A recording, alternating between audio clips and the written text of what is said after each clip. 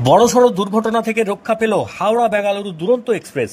1-2-2-4-5 হাওড়া বেঙ্গালুরু দুরন্ত এক্সপ্রেস আজ সকাল প্রায় 11:30 নাগাদ দেউলটিয়ার কোলাঘাটের মাঝখানে পৌঁছয়। সেই সময় রেল ট্র্যাকের ওপর চলে আসে একটি বাইক। যেখানে এই ঘটনাটি ঘটেছে সেখানে কোনো লেভেল ক্রসিং নেই বলে স্থানীয়দের অভিযোগ। ঝুঁকি নিয়ে মানুষ রোজ রাস্তা পারাপার করেন এমনটাই জানিয়েছেন স্থানীয়রা।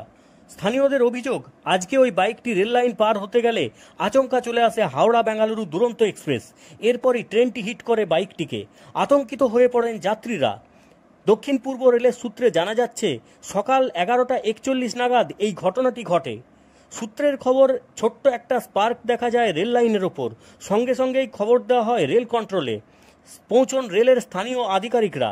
প্রায় 1 ঘন্টা দেরিতে 12:40 নাগাদ ব্যাঙ্গালোরের উদ্দেশ্যে রওনা হয় দুরন্ত এক্সপ্রেস। অন্যদিকে বাইক ছেড়ে পালিয়ে যান ওই যুবক। বাইকটিকে বাজেয়াপ্ত করে গোটা ঘটনার তদন্ত শুরু করেছে রেল পুলিশ। হাওড়া থেকে শুভম জ্যোতি, পল্লব ব্যানার্জি, জনকণ্ঠ বাংলা।